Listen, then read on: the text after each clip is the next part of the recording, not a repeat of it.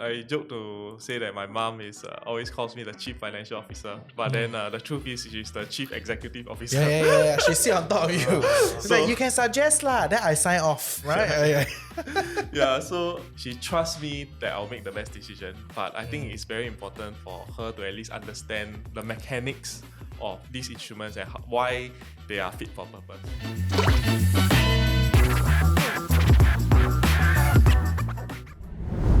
Welcome back to Chills with TFC. I'm your host Reggie, aka your Chief Financial Coconut, and today we have two guests on set. Okay, maybe one is not really a guest, really. I mean, you already met Matthew, right? So for everybody that don't know Matthew, you want to introduce yourself a little bit? Hello everyone, thanks so much for having me again, Reggie. My name is Matthew, and actually I'm not exactly a first-time guest. Yeah. So we actually did an episode on FIRE a couple months back now, and I think thankfully Reggie has asked me to come back. Yeah, and, approve. and join in this conversation on planning our parents' retirement. Yeah, because I think I think people care about it. I will not say it's the talk of the town, right? Not everybody's talking about it, but I think people do care about it on a few levels, the difficulty involved, some of the conversation not so clean and not so easy, right? And the emotional element of it, the strategy, and also a lot of this whole, maybe as a sandwich generation, you might want to consider sorting out your parents' finances, and then that kind of alleviate the sandwich a little bit. So I think that's why we wanted to do a little bit more on this. And we have a new guest on set. So for our audience that don't know you, you would like to introduce yourself? Yeah, so I'm the one here who has done a bit of retirement planning with my parents. So here to talk about it. By no means a wealth planning professional, but just here to give my 2 cents. My name is Zhenying, and I'm a finance professional who has been working in finance for a few years. Have a little, like I said earlier, by no means a professional, but have some knowledge in finance and financial planning, and have had the privilege and the curse of planning my mother's retirement in some capacity. So here to share kind of like what my experience was, what my pain points were, how I structured my thinking around it, and to, hopefully help everyone out there with how to approach this Yeah, great. probably sensitive topic. Do you feel it's sensitive? So I think for my personal experience, it hasn't been that sensitive because my mom has always been a big advocate of having me involved in the family's finances from a young age. Like, I think the intention here is really to get me prepared and not be too overwhelmed when the time comes that I need to take over these things. And so it hasn't been that difficult for me. But of course, I guess to start doing the planning was not sensitive, but of course during the planning, it's always the start is not so hard, but when you're doing it, there always comes road bumps, and so I can see how it can be quite sensitive for some people.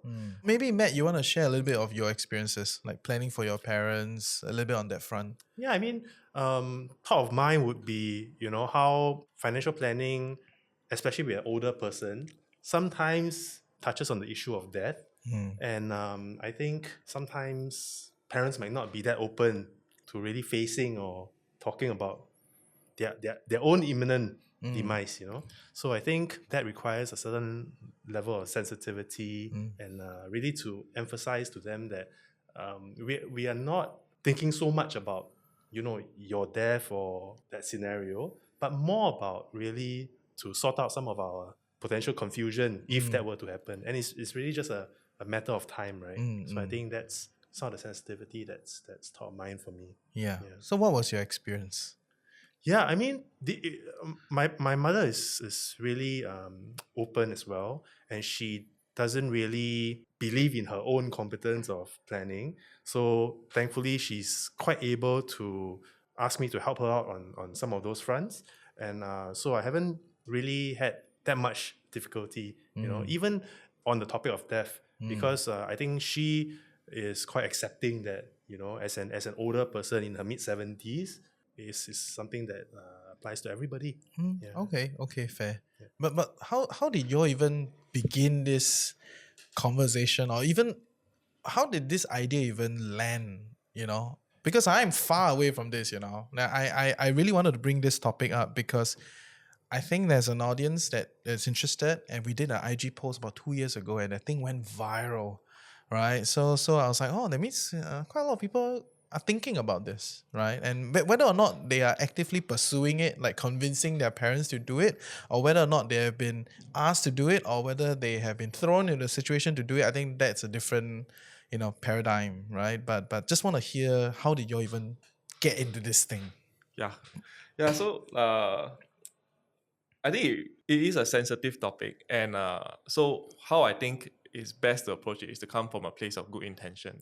No, I So say, how do you even start? How do you even get Yeah. into this thing? Exactly. So like when we first started talking about it, it came from a place whereby my mom was she's 65, 66 this year, and obviously retirement is already top of mind for her given the long career that she's had, and one day we just came to talking, and we just talked about the topic of retirement. And I mean, it's obvious to me that at some point she's going to retire, given that she's approaching 70. And I just told her, from a place of good intention, that we have to plan for these type of things. Obviously, I'm working now, but if you want to retire, it can't be something that, next day you tell me, I want to retire, just give me $5,000, I don't know how many X dollars every month. Then that's very hard to, No, you're the suddenly child make that endowment switch. plan. Yeah, exactly, right? So it's like, and I'm also the only child. So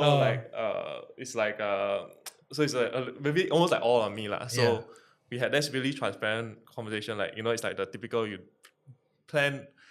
either plan or you plan to fail, right? So that's how that topic really started. Just want to be clear, like your mom's context is she's a lifelong corporate professional. Yes. Okay, so she's the long-term service award. Every year also go and take that type. Every 5 years also she's on stage, that type of person, right? Yeah, she's been at the firm for a long time. Okay, long-term service award. And your mom, just to provide everybody some context, so that all these things inform the individual, right? How are they looking at this thing? My mother retired about 25 years ago. And that time, a company that my grandfather started, a small SME in Singapore, was liquidated because he had passed away. So therefore, each of the children and their 6 children received some part of that, and she retired and lived off the in a way small amount of dividends over the last 25 years. Okay, so she's been out of the force for a while. Yeah, she's been not working for a long time. Okay, and that's her personal preference. Okay. And certainly my parents were always frugal people, just because they were very poor in their working years. So they've been doing that, and that's what they've been happy with. Great. And then how do you even begin this conversation with your mom? Absolutely. Yeah. So my father passed away 4 years ago. So with that, I realized that, I think it's important that we at least get some context, really understand the finances, and not that I worry about her retirement, because they're small spenders, but I really wanted to have a firmer grasp on their assets and so forth, just as they progress in age. Actually, that's interesting, because the way your mom's retirement happened it's kind of like opposite to mine. Yeah, like, exactly. Because like yours was like you guys came into, I guess, a bit of money, and then that was probably placed somewhere, and now you have a steady revenue stream coming from that. And was that was that just so happened that amount was enough for them to get through day by day, or like?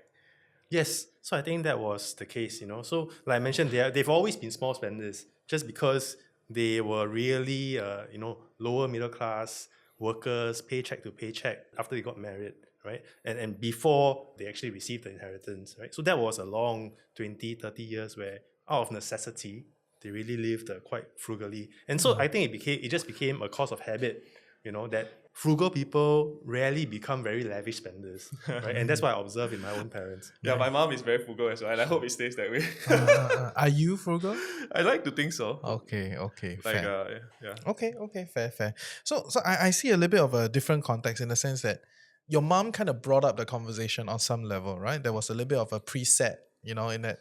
But okay lah, to be fair, almost Singaporeans 55, 65, there are certain benchmark milestones that people start thinking about it, right? Yeah lor. And she kind of got pushed into that situation, and then you guys had a conversation, right? So it's a bit more organic, right? A bit more natural, right? But for you, there was an impetus on some level. Something happened with your dad passed away, and then you wanted to have that conversation. So you were the initiator on some level. And Well- then for you, it's like you were initiated into the conversation. Yeah, I think that's probably about right. Okay, That's probably okay, about right. okay. So how was that initial type of discussion? Give us a little bit more, context on that front. How did that conversation flow? What are the few major things that you started talking about? Yeah, really, I think the first was really to get a stranglehold on what the assets were, right? And then really to think about what asset classes these assets might be best put into, right? So I think my mother had most of her assets in cash at that time. And Was it shocking? no, it's not shocking because I was kind of generally in the know for many years. Like I mentioned, it was 25 years ago that they received a small inheritance. And Not shocking in the sense that she didn't do anything with the cash. She just no, but I've always known that, right? Okay, And I've okay. always accepted it as their choice. And I never wanted to impose they on are them. that type of people, right? Correct, In and that that's sense. okay. Yeah. I always believe that if they are small spenders, then actually it's okay. You don't need to be so ambitious on the investing front and so forth. But I did think that I wanted to get a better grasp of whether it will continue to be okay, and particularly because now she's alone, and I think somebody kind of needed to step up and help her look after the finances. Yeah, so I think not sure if that would be something that you feel responsibility for as well. Suddenly men of the household talk. Yeah. Just saying, okay, I know in the comment section, people will say, why you're always guys? I was like, if you're women, you won't come on the show, please email us. Very happy to have you on. I struggle to get women on the show, okay? So yes, it's an open invite. Email, okay, comment section below, yeah. What about you? I think he was talking about like how he had to kind of step in on some of these conversations. So just wanted to hear your side of the story. Like how was the early conversations for you? Because it's a kind of different context. Yeah, and it's great. Different contexts provide different color for different people. And also, if you feel a strong sense of responsibility, burden, in taking up this task. Yeah, for me, my mom was very insistent on me to be involved from quite a young age. Yeah. Being an only child, and my mom is a single parent. So I think we all understood that at some point I would have to help take over the reins of, I guess, what the financials of the family were. And so like really early on, like I was involved in putting together the balance sheet of the family, basically, Okay. and understanding where we had pockets of money and trying to, I guess, optimize what our finances should be allocated to. Okay. So it's not like a foreign topic that just popped up, right? Pretty much you've been on it, right? So with that, right, the people around you, do they know that you did this? Were they shocked? Did they ask you certain questions around this? Like your friends, like, huh? You talk to your mom about money, those sort of things? Yeah, I think amongst my friends, I would definitely say that I'm one of the more involved person in the family finances. I think it also stems from the way my mom thinks about it, like how, to be prepared and like, Yeah. and I guess it also helps that I'm an only child, so I think it's easier to have that conversation. I mean, if you have siblings, then, maybe it's a little bit. Yeah, I know. Tax relief must share. Yeah, so then it's like, you have to, so involve more people, and when there's more people, I guess it gets a bit more complicated. Yeah. But I think I don't really see a number of my peers have the similar experience that I have had. Was it shocking? Like, do you tell that? I mean, just trying to understand. Like, do your friends around you, or do your friends around you know that you've had this type of conversation with your parents? Were they in shock? Were they, were they curious? Yeah, I think they weren't shocked per se. I think maybe they were a little bit surprised, and they typically think of. Yeah, I think the divide between the parents' money and their money seems to be a little bit greater. And it's like I handle my own finances, they handle their own finances, and then they just. Like, we just don't talk about it. Yeah, they just don't talk about it. And You then do you, I do me. You settle yourself. and then we just go on. Yeah, so that does seem to be more of the common trend that I observe. Fair. But then in the process of helping your parents, I mean, it's an open question. Yeah? So in the process of helping your parents kind of plan this retirement or be involved in it, right? Do you feel like it kind of releases you from some anxiety? Because there's some ambiguity in like, if you believe that you have to take care of your parents, right? Because I think that's the baseline thought, in our society. You have to take care of parents in some form or fashion or some way, right? But you don't exactly know what the hell is going on there. It's like, oh, you got to keep accumulating more because like, oh, there's a potential you got to do that, right? But the process of going through that and having a clearer view of like what is actually going on, Yeah, I think I 100% agree lah. It's Yeah. like if you have to take care of your parents at some point, but you don't have the holistic view of like, I mean, if you think of a family as a company, right? You don't have the company's balance sheet, for your perusal. Then you're kind of like trying to manage a company with one hand tied behind your back, right? So it's like, I think understanding the entire family's finances helped me understand the position that we are in and the lifestyle that we can lead and where there are pockets to be optimized and how to manage the money. And furthermore, as you know, with these things, sometimes economies of scale will play a part. So Of when course. you have I always think economies of scale is so underplayed in this thing. I don't know why. so if you have all of it put together, like just for example, my experience with bank RMs is that if you bring more fresh funds to them, you have more bargaining power with them, and you can tell them to press down their selling fees. Yeah. If not, if you so if you are waive trying to this go at it on fee, your own, they'll be like, I'm gonna charge you 2%. Then you're Yeah. like, oh, bo pian, had to take it. Yeah. But you go and you just say, oh, I got this, and I can bring it down a bit for you. Yeah, Then then that's where you have a better advantage lah. For sure. Yeah, and I think it's even more like, it's not even like you have to be like a freaking like multi-millionaire. Like it doesn't even need to be that scale. Like it can be like a few hundred, like maybe a few hundred K. It's also a potential needle mover. Yeah.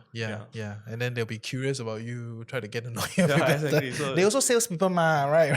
So it's part and parcel. So really curious about a bit of the technicalities, right? Yes. So in terms of allocation of capital, in terms of types of investments made, instruments, how do you actually do it? Do you make a single unilateral call, or is it a consultatory kind of process with your mother? How do you do it? Yeah. What is the plan? Yeah. So actually we've been on a journey. So I think previously, so we started with property. So I think in the earlier days, property back in 2008, I think that was where like the property boom was happening.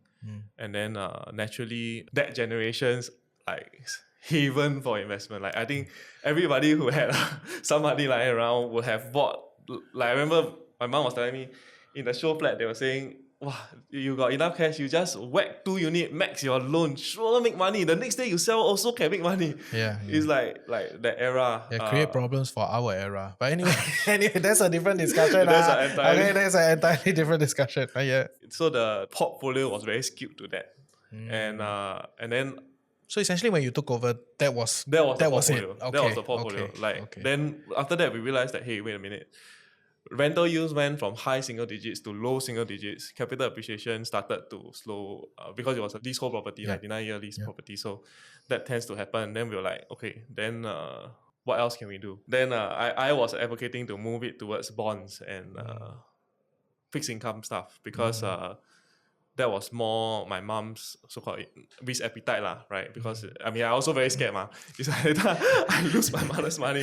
Wow, I don't know how to go home. Chinese New Year, you eat chicken bone. So confirm. Maybe not even chicken bone. Maybe cannot even go in. They 不要跟我进来, okay? Yeah, then so started to think about moving away from that.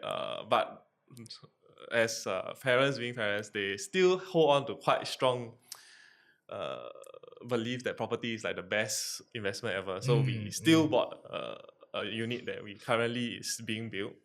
But in the meantime, I use that as an opportunity to say that, look, the property is being built, there's progress payments to be made. We can put money to work while that is being built.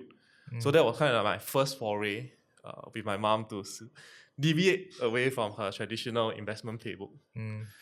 And so and it turned out to be so that was my first so-called investment, and it actually did not well.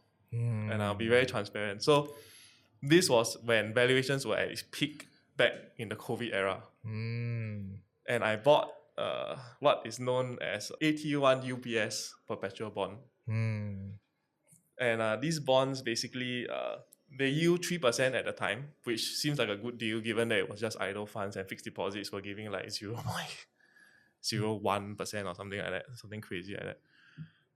And then thankfully it worked out, but it could have gone very bad because I'm not sure if you all heard of what happened to Credit Suisse. Yeah. So actually at that point in time, I was choosing between Credit Suisse and UBS. Yes. So I could only imagine how bad it could have turned out if I had chose the other one over the UBS one. So when I first deployed that bit of money, I was like, wow. What is the size, if you don't mind? Ballpark. Like a few hundred K. Okay. Yeah. So it was That's your 3-4 year salary. Yeah, man. Yeah. So stress is real, right? Very nerve-wracking experience. And moved into bonds, and now interest rates are high. So we are also, and just nice, we had this conversation with my mom about retirement, and she laid it out to me to say that, look, I need X for retirement. How do we get there? And X percentage of it could be fulfilled by the CPF Life payouts, and the remaining ones, my plan is to put it into fixed income instruments to match the gap, and the duration will be, I guess, best matched to her mortality as possible. And then there's there's this money that is earmarked away that's like just for her retirement. Okay. We're not here to discuss the validity of the strategy, yeah. I mean, this is just what I'm doing. Yes. No idea. Exactly. So not giving any financial, and not here to discuss any validity. I'm primarily concerned and curious about the process, the conversations. How do you build that trust and go through that process together, and less about like this strategy is better than the other strategy. You can check out the other podcasts. We've done this many times, right? So okay, so that is your current experience with kind of managing the family's money or the investment side of things. Is there any other thing that you've tried? No, I think that's the main interesting piece. But you don't invest your own money this way, right? No. I mean, my own personal risk profile will be much higher lah. So I would take a much different approach for my own. Okay, for my own. That is interesting. Because from what I know about Matt, right, he essentially tried to replicate his own strategy with the mom with some tweaks, right? But yours sounds quite different. Yeah, I mean, we were discussing offset earlier that if we believe that a single strategy is the best, then probably we'll just want to replicate it, and we will expect similar results, right? Yeah. What was it like for you? Yeah, essentially I do that. But again, I only take care of a smaller portion of my mother's money. And again, I do think that ties into some of the sensitivity issues that we talked about earlier.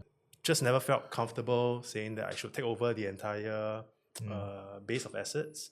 I wouldn't know how my mother would feel. I think she'd probably be okay, but I personally didn't feel really comfortable with that. Why? I think might be got to do with a sense of burden. Worry you might lose the money. I think earlier you brought that up. So I think that's certainly the key reason. But on the same note, right, your mother does sound quite involved in the thought process and the decision-making process, right? Yeah. So were there any areas of kind of disagreement between you two over the years? For sure. I joke to say that my mom is always calls me the chief financial officer, but then the truth is she's the chief executive officer. Yeah. She sit on top of you. So like, you can suggest lah, then I sign off, right? Yeah, so she trusts me that I'll make the best decision, but I think it's very important for her to at least understand the mechanics of these instruments and why they are fit for purpose. So it's like my mom is not financial trained at all, so I will at least explain to her the mechanics of how a bond works, like how a bond has coupon payments, and at the end of it the principal come back to you. So absent of like this bank collapsing or like this company collapsing, your principal is largely guaranteed, so you're just taking on the credit risk of that company, which almost happened, but anyway, that's a different exactly. thing. So which was my first foray, right? Which underpins the idea that you cannot just assume bonds are safer. There are many things that happen in the market. Yes. So at least understand that the return profile of it is quite fixed, and help to explain like how it works and how what the downsides are so at least they're like, and whilst it can be more leceh to do so, but I think it's the minimum diligence that you need to have, lor. Like at least they understand what they are getting themselves into, so they, can visualize for them how it will play out.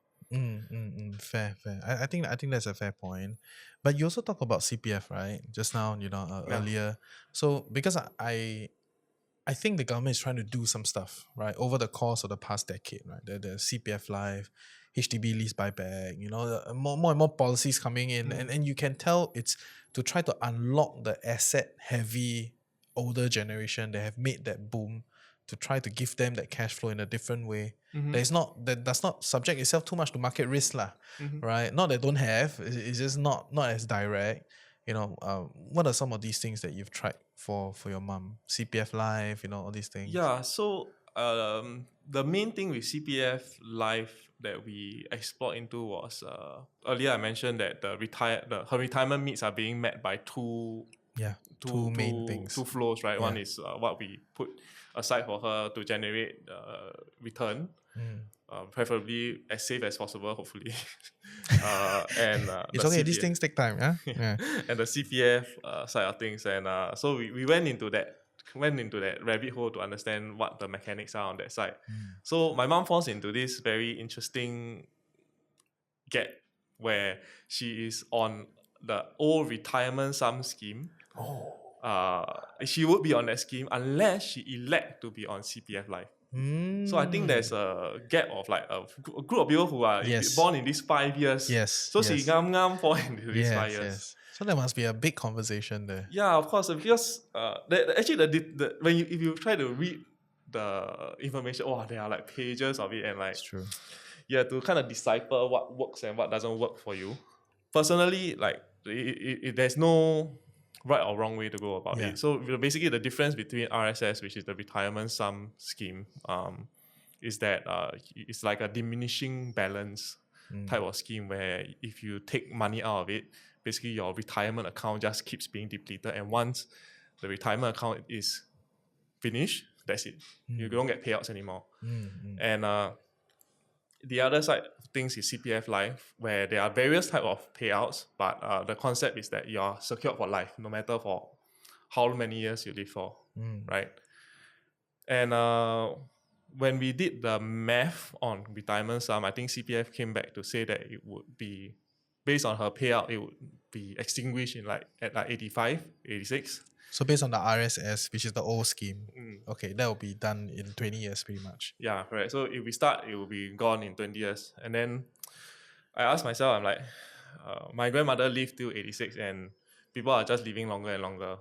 Then I was like, and then we will talk, 86 doesn't seem that long. Then we were like, okay, so then we decided, okay, never mind. Then RSS, maybe not for us.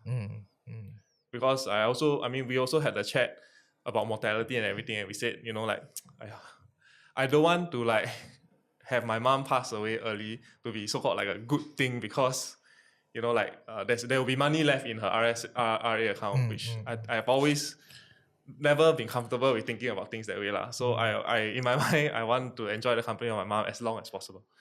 So naturally we pivoted to this CPF Life option. And in CPF Life, there's like 3 different payout types. One is basic, one is standard, and one is escalating. Yes. To be honest, to me, I found the basic and standard to be about the same lah. Like it's just like maybe a few $100 difference. So to me, those two were like basically conceptually the same. Escalating was a bit more interesting. You will get lower payouts now, but it goes up higher in the future. Ultimately, we went with the escalating because the conversation went like, currently, mom is still working. Our cash flow needs are not as high today. But in the future, when she's definitely not going to be working, that's where the cash flow needs will be a little bit high. So, so that was kind of like the conversation and thought process on how we landed on the escalating CPF Life. Nice. Track. So your mom plans to work for a little longer? Yeah. So, I mean, my mom's own belief is that she's happy to continue working. I think it helps, with the giving her like a more eventful life, like she, Office gossip. office gossip, that she's been. Hey, it's important. Gossiping, live a longer Yeah, life. you Huh? know. I firmly believe in that. Yeah. Yeah, and it keeps the mind working, right? It's Yeah, like, yeah. so and she's happy where she is. So, so that's the gist of it, lah. Interesting. Actually, I really think that it's a very interesting case because you describe a very well thought through process. Yeah. Together with your mother in partnership, really looking at the different scenarios and options, and then deciding on what you think is the Yeah. best. Now, whether it's the best or not, that's not important. Yeah, I think yeah. with the information that you have, I think both of you believe that we've made the best decision we can, and that really is a testament to the trust and the good relationship that you have with a parent. Yeah. Unfortunately, not everybody has this kind of relationship. Yeah. Sometimes parents might just say, "Hey, I have no idea what this thing is about. Why not you just decide?" Curious to know if that is something you think is better, or because on one end you get to make the decision, you get to really think through it yourself, right? Or do you think the current state of affairs that you have works better? I mean, I will tread cautiously to say what is better, because I know with these things it's never binary, and I think It's okay. Don't need keep caveating. I think people understand. Yes. yeah, Yes. it's like what works for us.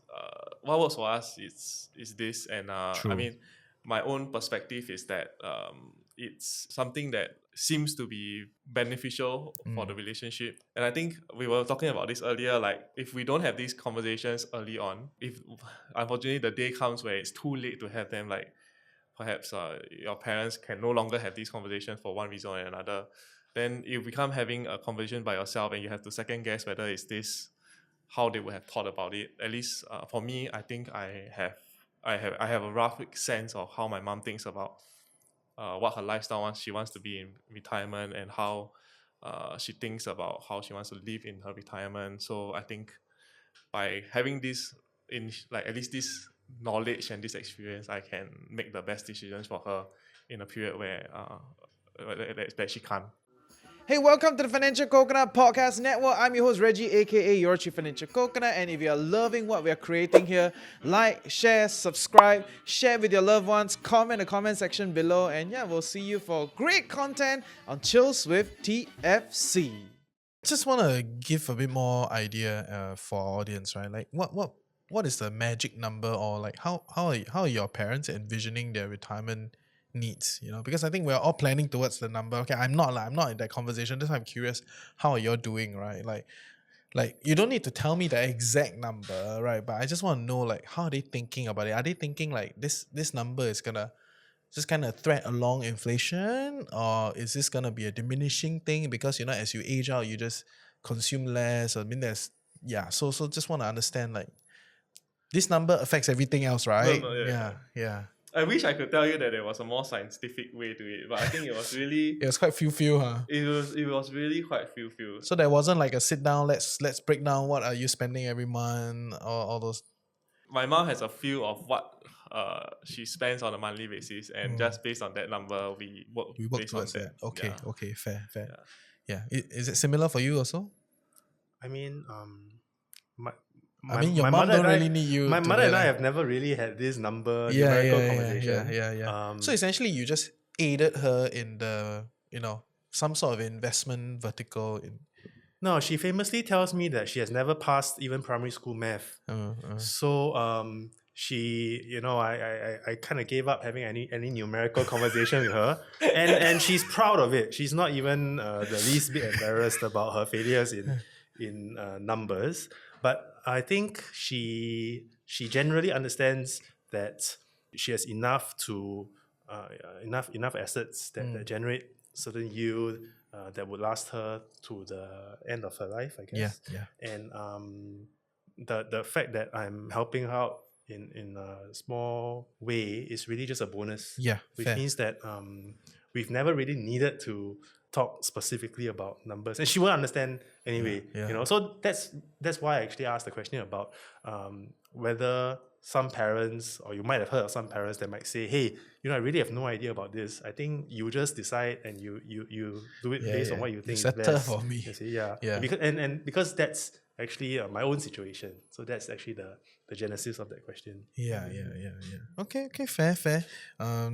So I want to move it further down to try to explore some of the other big pockets of personal finance, right? So I think the government has this whole lease buyback scheme. Just want to put it out there. Have you all talked to your parents about it? Is it a thing? Because I think some of our listeners sometimes they write in, so what do you think of this lease buyback scheme? I'm trying to bring my parents to HDB to explore this whole thing. I feel like today government should sponsor. But anyway, anyway, like CPF Life yeah, also. CPF. Like, what are you waiting for, right? Yeah. So do you have that conversation with them? Like, was it part of the thing on the table of like downsizing or all that, or is it too difficult because people just hold it very closely? Unfortunately, I have not searched about that, but now that we've had this conversation, I will go back and take a look. Yeah. Okay, you see, HDB, we help you promote. You have this scheme, it's been out for a long time, trying to get so-called right sizing of flats because some of the older parents had a much bigger flat, and that's a theory lah.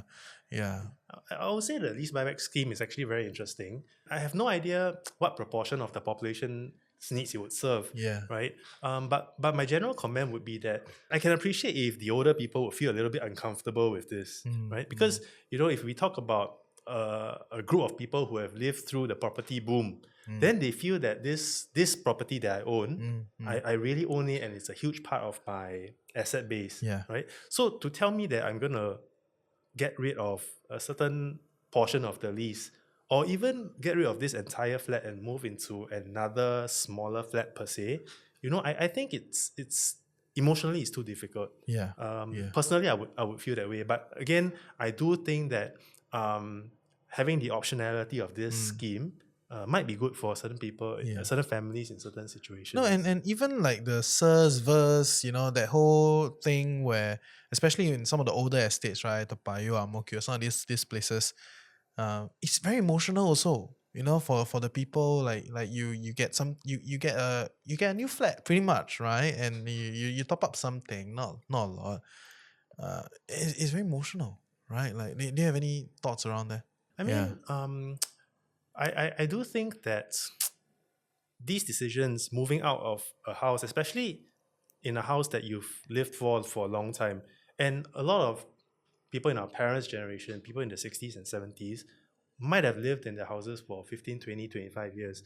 So asking them to move to another place purely for financial reasons, I think might be a bit difficult, And some examples I've seen, really a bunch of flats that were just across the road from my house now. They were recently announced that they would go through the SIR scheme. So the SIR scheme is really where the government takes back that plot of land, right? And they would give they would exchange the old flat for a new flat for these residents, right? With a small amount of top up, right? But what we observed is that even though you think that's a really good deal because you're getting rid of a 50-year-old flat and getting a brand new flat, right? What we saw is that a lot of these people actually were very unhappy, right? So they went to complain to the GRC MP, and you would think, that's completely illogical. But I think that demonstrates that, it's not really purely a financial decision. A lot of their complaints were centered around, I've been going to this hawker center every morning for the last 40 years. Now you move me 3 streets down, it's very difficult for me to come to the hawker center every morning because I'm old. So I think there are a lot more parameters that we have to consider, right? But I do think that, again, with these schemes, certainly there's certain optionality provided. Yeah, but it's interesting because, like we've established, right, it's not just a financial decision. There's a lot more emotional elements that are attached to this. Although it looks like it's a great way out, right? When planning your parents' finance, they got this thing sitting down there. Maybe if they went through the boom, they had like 1 flat, maybe 2 condos, or like 1 more condo, and then this whole property discussion can be a very serious cash unlocking strategy, right? But then it's so difficult because of the emotional bound. What about insurance? Because I was at another talk the other time, a few months back. I was at a workshop, and then this elderly gentleman, after he listened to my whole spiel, he was like, "Yeah, I like what you said. I think it makes sense. But this insurance thing, right, at my age, right, is crazy. right? Like the price just does not make sense. He was like, is there any options? I was like, no, the for-profit market has nothing for you. The government does not have any serious alternative at this point in time, to start lah, as in if he were to start today, because he's in his 70s pretty much, right? So how would you kind of structure this with your parents? Do you talk about this? Is there something here? Yeah, so I mean, for me, my take on insurance is like it's hedging your risk, right? So Yeah. it's a protection. So I'm all for having myself and for all my loved ones to be protected. So actually, this is an interesting point to bring up, is because so when I tried to get my mom insured, she was already quite more advanced in the age. It's actually quite challenging for them to get It insured. is. It's just the cost of it. Yeah. It's also when you go for the health check, and there's a lot of like exclusions, I think they call it, or Yeah, exclusions. I think it's called Yeah. exclusions. Then one already so expensive, then two still got exclusion. Then it's like, wow, It's like, very hard why? to ballot. Yeah. So this is something that, but I also understand like the insurance industry, they have to make money, it's for and it's profit. like lah. So that's some of the pain points. So essentially, at this point in time, your mom is not insured. Even the national schemes, no, I they think do she- cover pre conditions, right? So this is the part where I'm not fully aware of. But yeah, so when we tried to get her one of the, I think a life plan or something. yeah, Yeah, integrated there shield was some plan or of the something. Yeah. like add-ons. Like Yeah, that was where the cost was like really high, and then there were all these exclusions where it made it more challenging lah. Okay. Do you worry? Because I think, earlier you mentioned that, you came up with a certain figure and you kind of projected that figure over multiple decades, right? But of course, the real uncertainty especially with aging people is healthcare costs. So and that ties into the conversation of insurance as well. Do you worry? Yeah, so I think my mom has some level of insurance protection, and actually just not so long ago, my grandmother also passed away. So we always wanted to hedge this. I mean, with the best of our ability, we always want to hedge this cost when it comes to medical and try to limit the downside as much as possible. But I think after the experience with my grandmother, I realized that sometimes this kind of thing maybe is just really out of your control, and you just gotta roll with the punches. So it's something that I've tried my best to incorporate into the plan, but I think it's just incredibly the thing is, I don't think you're the only one, right? I think it's a lot of people, whether is it you planning for your parents or even the elderly, maybe when they were younger, they bought a plan and then it expired at 65 or, 75, because back then that was how plans were designed or something like that. And then now they're like, oh, I want to get another plan. And then it's like, oh my God, this thing does not work, right? Like the numbers don't make sense. There's all these things that are excluded, like what's what, right? And of course, just to, additional add-on to that, it's not about how much insurance you buy, right? It does not mitigate the fundamental risk of getting anything. It just manages the financial impact if something happens, right? But this whole thing becomes a uncertain standpoint, and I can safely say there is no for-profit insurer that will step in, right? It has to be a national insurance scheme, right? And I think it's expanding over time, so we have to kind of follow it closely to see where that leads toward. Right. But yeah, great that you highlight the problem in such candor, because I can assure you, you're not alone. Many people, they are all at this like, I want to plan for this X. The investment sounds okay, everything like okay, but there's this big uncertainty, which is medical cost, insurance, all that it is very hard. And I think part of that gap is really because the general advice is to get insured young. Right? Because then if you have no conditions, you can qualify easily, cost is low, and so forth. But if we look at the population of people in the 60s and 70s, actually they grew up in the 50s and 60s, right? Where people are not really that financially literate. They don't really understand this. And number two, they may not even have the money to go and pay for insurance, because most of the working class people were living paycheck to paycheck in those early developmental years. That's why it's jiaba boy, like that's the first thing the old people ask each other, have you eaten? They work for food. That was a short history lesson. Yeah, please continue. So I think if you sum those two things together, certainly you talk about how you've observed some gaps in the insurance needs of your mother. And I'm sure if she could rewind time back 30 years, she would certainly fill those gaps. But unfortunately, I think we have to accept that in those early years, this was a way of life. Yes. It is what it is. So we need MOH to send minister on to talk a little bit about it. Okay, so this is a different topic. I'll get my producer to reach out. Yeah. So beyond that, I think a big part is about legacy and estate planning, right? I think that's essentially what you're brought up in the front of like a discussion of death. On some level, it's tied to this whole thing, right? So how is that conversation? Legacy and estate planning. Actually, you don't really need to plan, right? Because you're the only guy that's gonna take everything. Technically, yeah. But I can. I mean, you could have phrased it a little more in a more sensitive in manner. a more sensitive manner. Yeah. No. But I can speak to some of the things that I've observed in my experience also. I also know that older generation sometimes.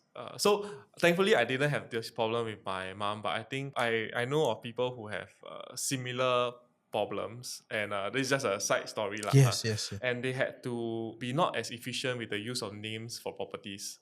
So basically, they had joint names for the sake of joint names. Oh. Okay. And then because like some of the family members wanted to have names in the property, and then obviously if you know nowadays, if you want to remove a name from a property, essentially what it entails is you are basically selling your share of the property to the other person, and that attracts stamp duty, which easily is 3% of $1 million, like 30K, which is a lot of money lah. Yeah. And things like this, like for estate and legacy planning, like I've heard of this thing called like a power of attorney, and you know that is something that at least gives people a bit more comfort around like you can be more effective with your estate planning by having legal resources like that. Yeah, fair. So I think what Reggie is alluding to is really there are, a lasting power of attorney or even a will, right, which is a basic area of financial planning. Is that something that you've looked into with your mother? For me, we work more on a joint account basis. Yeah. Okay. So for that, we don't have this issue. Okay. Yeah, I mean it works, right? But some people, they look at wills and all that, and it's a slightly different way of handling it lah, right? But okay, that's fair. Anything you want to add on that, wills? Working with your mom on these things. Yeah, I think I've always thought that a will is important. Yeah. I mean my mid-30s, and both my wife and I have a will. So we actually have mirror wills, right? And what is a mirror will? Oh, it means that it's the same terms, meaning that if something happens to you, then these things will be transferred to the other person, and if something happens to the other person, then the things will be transferred to you. So it's a mirror of each other. It's just that the names are different. So wait, so is this will jointly crafted but separately standing on its own, or is it like a structure where you can kind of do one will and just do it this way? My understanding is that you cannot do a document together. Yeah, not two in one. I think. My understanding is that a will is an individual document. Yeah, fair. So yes. each person has to have one. Meaning that I have one, and then my wife has one. Okay. Your mother would have one, and so forth. But just between you and your wife, you planned it in the same. It looks the same. Such that the terms of the assets being transferred would or inherited would be the same. That's correct. Yeah. So it's actually. But I mean, just curious, because I'm not familiar with this will process. Like in the in the absence of the will, like substance over form, wouldn't it still work the same way? Like without the will? Because I thought your assets would go to your spouse immediately, right? Or yes, I think that's legally correct. But we also have an interesting kind of spousal relationship where I think I may have shared on the earlier episode that my wife is not really interested in these financial things. So she's also not interested in numbers. She has no idea how much assets we have, and honestly, she doesn't care. So I think. And that's quite a privilege, right? Everything very happy. It's good. You and stress bad. over it. I mean, I would prefer her to take some interest. Yeah. I understand. So certainly she's contributed a lot in the asset accumulation phase, but she really has no interest in finance, and that's that's perfectly okay.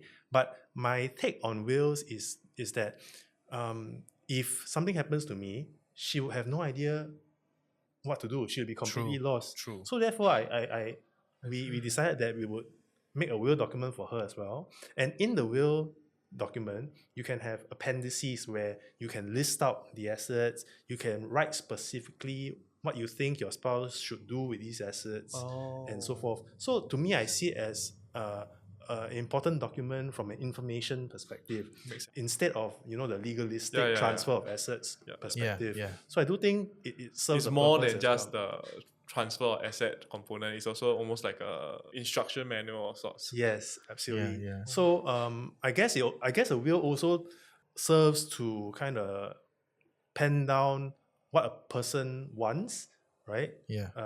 For their assets.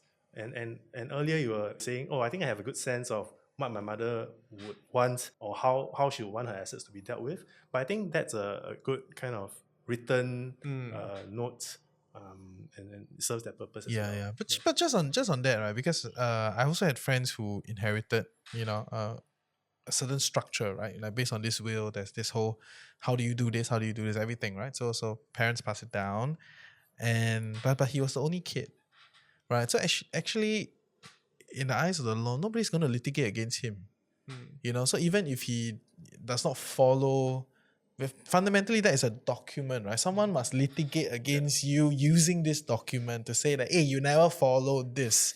Right, then it stands. If you're the only kid, I'm not saying you don't care about what your parents want you to do lah, but sometimes this law thing is a little bit a bit too opaque for people to understand how these things work, right? So that's just something to think about. And I think on top of the will thing, what you were talking about, it's more like there is a legal structure on this, but this legal structure can change, right? On over time, laws change, right? So if it changed, then it's subjected to what legislation of the day is, right? Whereas I think if you put up a will structure, then whoever can litigate against this will, you know what I'm saying? Then it's clear as day. Yeah, it's as clear as day, right? So I think that's kind of why people fight over these things, even to the letter, writing it down, like going to the appendix and listing everything down. This is very clear, level, and it's on some level you can consider it good practice, right?